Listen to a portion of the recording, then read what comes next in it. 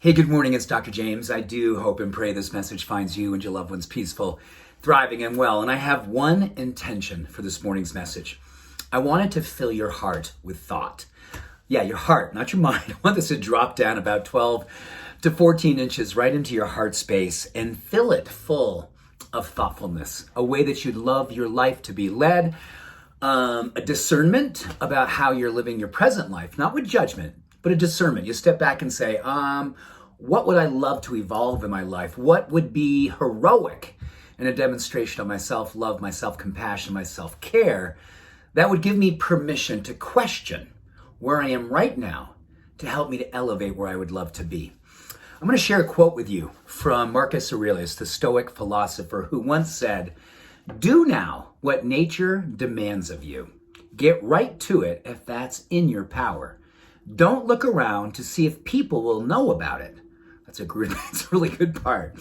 Don't wait for the perfection of it to happen just the right way.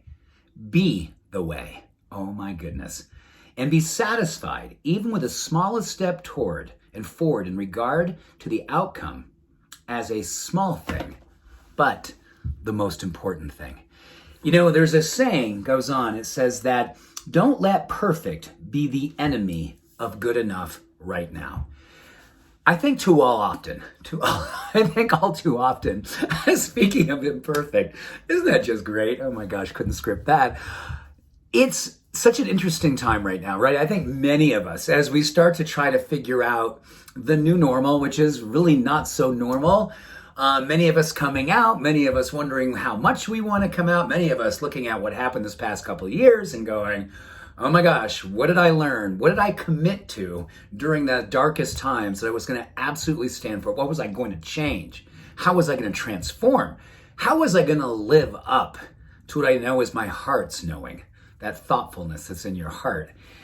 And it's really interesting, right? This whole idea of getting right with it, with what you know you can do that's within your power. And yes, don't look around to see if people know you are doing it. This is a private quest, the quest of spirituality, the quest of self-actualization. And I think all too often we can wonder, okay, I need to get it right before I come out. I got to get just right in the sense of my perfection in case someone was to see me. But what if you were going to take the science of contagion, which is simply that when someone notices someone being heroic in their humanity, which, isn't necessarily always perfect, right? In fact, being heroic in humanity is when you have that self-compassion, you say, I'm just going to get out there and do my best, or I'm just going to do the best I can right in this moment to stand for principles and integrity that matter to me, regardless of the outcome, regardless if I'm ridiculed, regardless of whether or not someone judges me for not doing it just right. You know, there's so many things in life that I see myself these days doing beautifully and perfect. But what gives me the continuous drive to continue to want to is this desire to want to continually grow into this life that I know is here for me.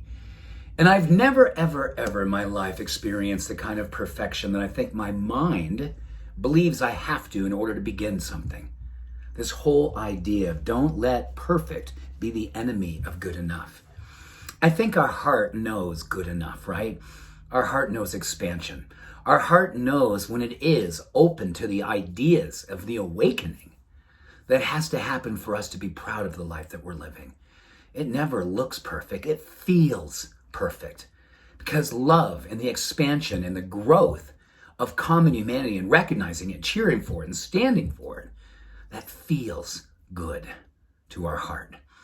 Every great study on movement making was about someone who didn't have everything calculated, who didn't have everything down pat, who was not coming from a place of perfection, but coming from a place of perfect knowing.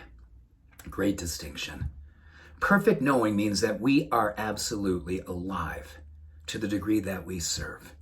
And when we are serving with our hearts knowing, this idea of showing up, standing up, being absolutely fully awake to the process, as Marcus said so beautifully, do now what nature demands of you.